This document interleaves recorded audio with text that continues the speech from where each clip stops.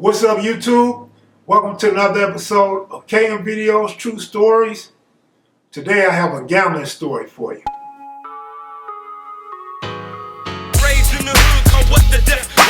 Welcome to another episode of KM Videos True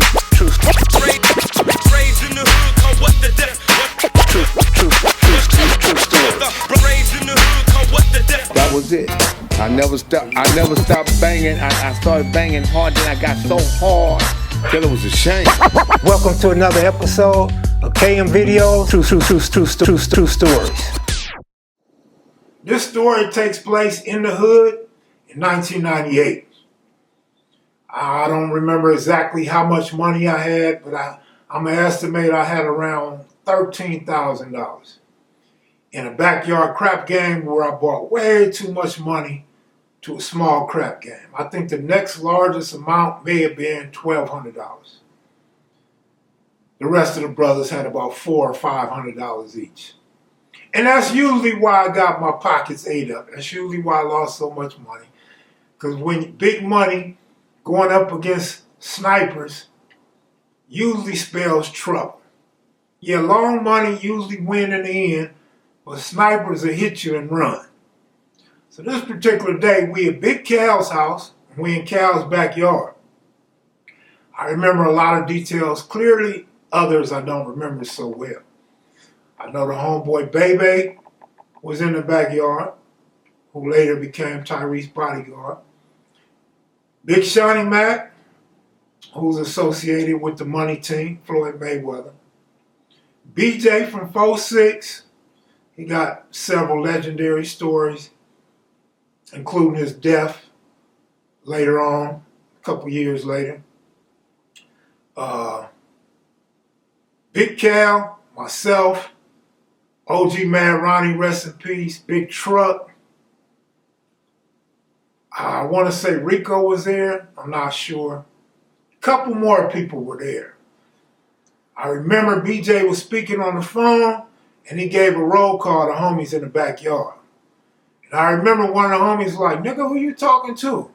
And BJ got to stuttering, trying to ignore the homie, and we all just stopped shooting dice. Like, "Cuz, who you talking to? You don't get no roll calls back here." BJ like, "Oh, I'm talking to the homie." And BJ leaves. Big S-Mac then got broke. And we're all hungry. We've been shooting for a couple hours. We all starving. My son is hungry. So we all piece up, give S-Mac some change, probably a little over $100 to go get some food. I don't know if S-Mac really wanted to go get no food or he wanted the money. But so S-Mac leaves. The rest of us still back there. And boom, Feds 77 hit us. They run up in the backyard, guns drawn, gaffle us up. Surprisingly, nobody back there had a gun. Only thing we had, as many of us as it was an AR-15 right inside the window. So besides the AR-15, nobody had no burners on them. Everybody had a little change on them. And when they come get us, they tell us don't run, don't whatever, don't resist, just sit down. So we all sitting on these milk crates and sitting on the ground, right? So I'm sitting on the milk crate. My son is 6 years old, so he's standing right next to me. And I'm sliding money in his pocket while the police is talking and trying to figure out who was who. I'm sliding paper in his pocket. And I slid the dice in his pocket to pretend like we wasn't shooting dice. I don't even know at the end of the day if it mattered, but actually it did. The police are trying to be cool with me because I have my son and they don't want to take my son. Their concern is taking my son to jail at a young age, putting him in a police car and then having to have somebody come pick him up. My son is sitting there with his chest poked out, you know what I'm saying? Like, he's trying to be tough. He's trying to be a man in front amongst men and be there for his daddy, but you can see he want to cry. It's almost like he was fighting himself not to cry. He don't want to be a little boy or a little punk in front of homies. So he's sitting there, of course he probably was scared. And I'm telling him, they didn't handcuff me. So I'm telling my son, come on, man, you're going to be all right. It's going to be all right. Daddy love you. You're going to be all right, man. You're all right.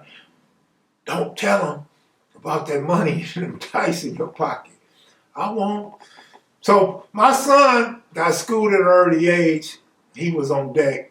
And, I was proud of my son. And now I'm questioning my parenting skills. Like, do you really supposed to take your son to a big crap game like this? Should you really expose your son to this type of stuff? But I was telling myself, man, I don't hide nothing from my kids. Whatever my kids want to know, I'm going to tell them. I'm an open book to my kids. And just for the record, my 3 kids, 0 have been to jail. 0 have ever caught a case. All of them went to college. 2 graduated from college. 1 or 2 year, and one graduated multiple times from USC, UCLA, et cetera, et cetera. And so it wasn't no bad outcome in whatever parts I played in their life when they was coming up or didn't play a part in their life. So it had no effect on any of my kids. For those critics out there, or those that stereotype thugs, hoodlums, hustlers, gang members who expose the life to their kids at a young age. So they told me if I could call somebody and have them pick my son up, then I could just go to jail with the rest of them and don't have to worry about my son going to jail. So I called my older sister, who was at the house a couple blocks away. My sister comes and picks my son up. So my son is safe with my money, with a portion of my money. So they take the homie Bebe.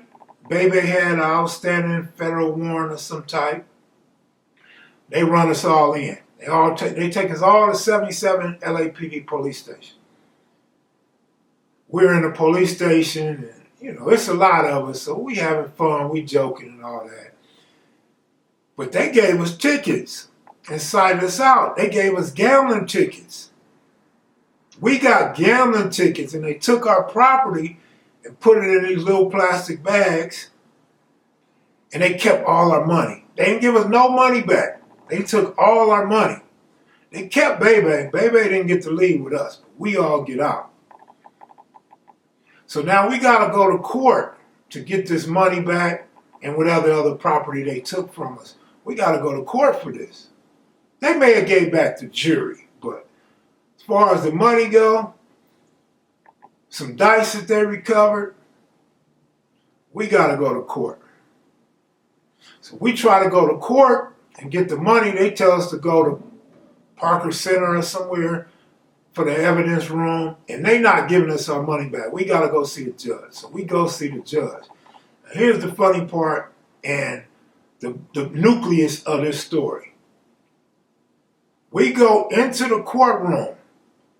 I believe it was a CCB, Criminal Courts Building downtown, I believe. And we go into the court in front of a judge, but they call us all together. These are not individual tickets. We all go up in there at one time, one case. But the judge is trying to clear out the courtroom and make everything fast. So the judge says, you guys are in here for gambling, illegal gambling, whatever, blah, blah, blah. And you guys are being fined, $500 apiece, but you can get time served if you just plead guilty and you can get your money back. So we all like, cool, like this is the easiest shit ever. I don't know if the homie Truck had even listened to her or did he not trust her. But we all happy. We celebrate. We go out into the hallway and we discuss it. There's a little bit of debate. Man, I'm not pleading guilty. Man, they're going to put us in jail. I'm not pleading guilty. They're going to keep our money. I'm not pleading guilty and pay a $500 fine. Because a couple dudes only had probably $400 or maybe $500. So they don't want to take no L's.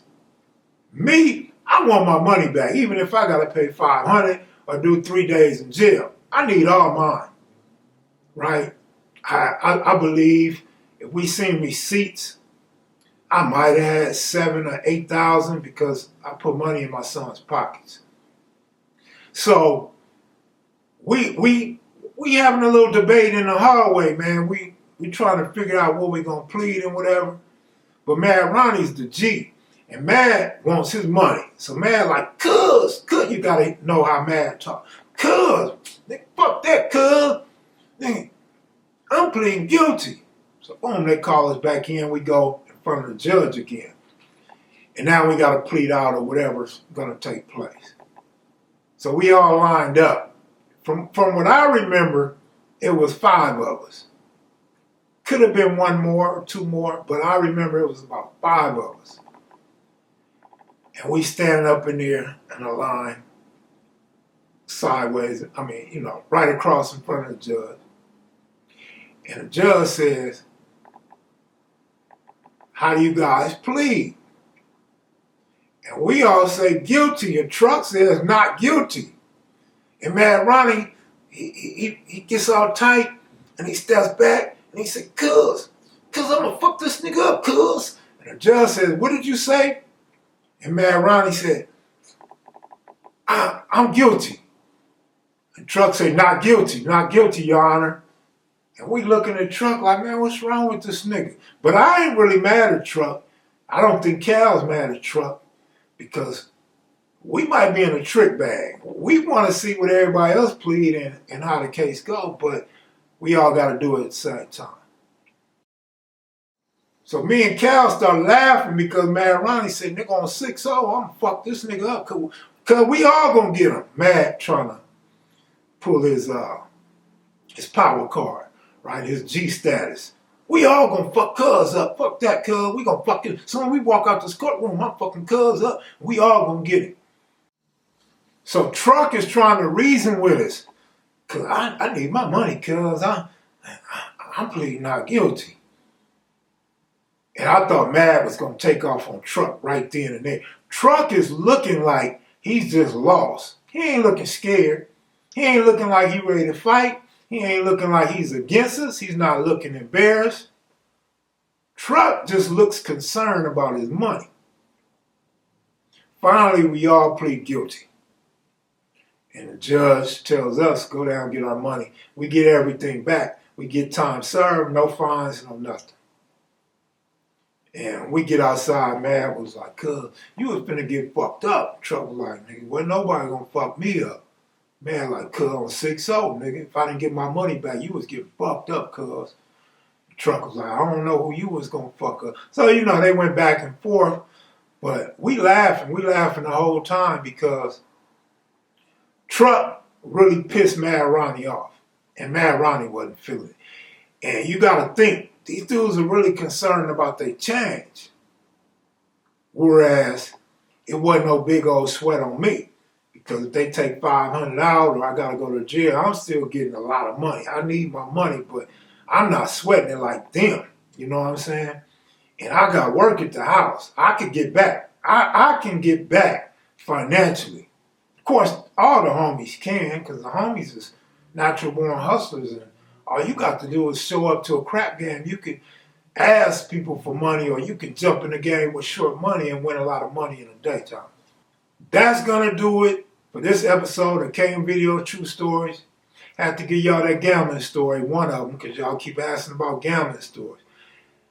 I want to thank y'all for watching. Be sure to click the like button. If you're new to the channel, please subscribe. Don't be afraid to leave a comment. Don't be no hater. I'm out of here. Salute.